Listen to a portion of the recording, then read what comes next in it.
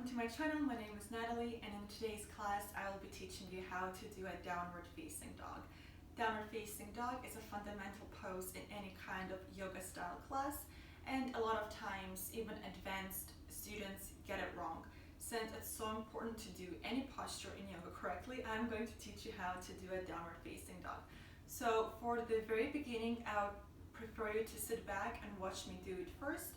I will demonstrate to you the improper way of doing downward facing dog, and as I'm in the posture, I will correct myself into the proper down dog, and then we will do this together. So let me show it to you guys.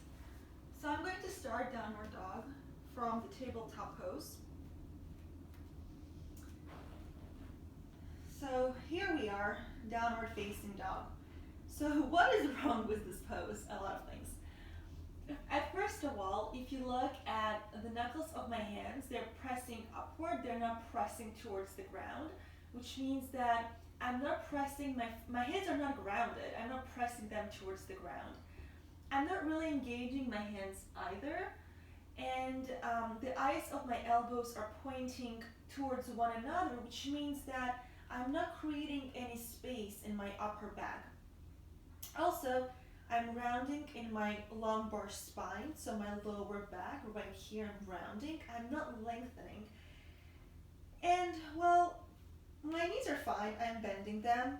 A lot of students try to press their heels towards the ground, and it further rounds their back. This is not correct, because down dog is not about lengthening about extending your hamstrings. It's about lengthening in your back. While your heels will make it to the ground eventually as you're practicing more yoga and you're stretching, but this is not really the purpose of down dog is not to press your heels towards the ground. The purpose of down dog is to create length in your back, in your spine. So let me now do let me show you to you the correct way of down dog. So first of all, I'm actually going to go into plank. And you can see that this plank is quite short for me, so I'm going to take my legs back. I'm going to press all 10 knuckles of my hands towards the ground and have my index fingers parallel to one another. Your down dog should be as long as your plank. From here, I'm going to outward rotate my arms so that the eyes of the elbows are pointing towards the front wall. I'm going to bend my knees and take my hips up and back, downward facing dog.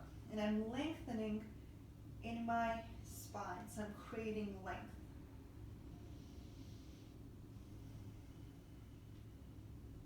So this is the downward facing dog. And I'm not pressing my heels towards the ground. I'm not there yet in my yoga practice, and that's fine. Because what I want to make sure of is that I'm lengthening in my back. Right? So this is the proper way to do downward facing dog. It's a very energizing pose, so if you're feeling tired, downward facing dog is great. What I want to pay more attention to into the rotation in your upper back, moving your shoulder blades away from your spine, is very important. And a lot of times students don't do that because it's hard. It's hard to do that, and it's hard because you have to engage your hands and you definitely feel tired. But that's how you're building strength. That's how I build strength in my arms, is actually by doing downward dog, by really pressing all 10 knuckles of my hands towards the ground, by rotating the shoulder blades away from the spine, so I'm creating space there. And as I'm doing that motion, I'm engaging my hands. I'm pressing my triceps into my biceps into my triceps. Hands are engaged. And this really creates strength, and when you have that strength, you can hold downward dog much more longer, and eventually it will become your resting pose. And when my teacher, one of my classes I took when I was a beginner in yoga, told me that, I thought, this is insane, because I was suffering in downward facing dog. But as you're practicing, as you're listening to the cues, and you're really paying attention to where you are in space, to your own alignment, eventually now this is the pose where I will go, if I want to rest, even more often into downward dog than into child's pose. So let's now try to do this together. So let's go on our hands and knees. Let's look at our hands. So our wrists are directly underneath our shoulder blades, and our index fingers are pointing towards one another. I'm going to do this rotation where I'm rotating my shoulder blades away from my spine, and as part of the rotation, the eyes of my elbows are pointing forward. I hyperextend in my elbows, so since I'm capable of doing that, I'm keeping a slight bend in my elbows, otherwise I might hurt myself. So if you also hyperextend in your elbows, remember, keep a slight bend in your elbows. Your hands don't have to be fully straight. On an inhale, I'm going to take my right leg back and my left leg back, and I find myself in plank pose. From here, I exhale, I bend my knees and take my hips up and back, downward facing dog. I'm sucking the belly towards the spine. I'm pressing all 10 knuckles onto the ground and lengthening in my spine. My knees are bent, and that's fine. Inhale, plank.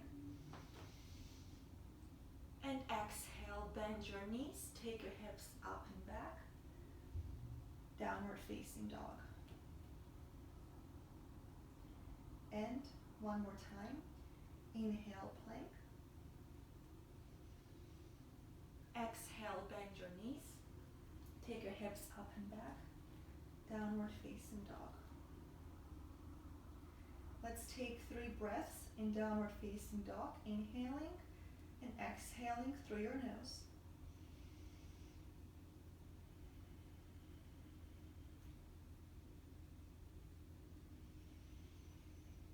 Halfway there.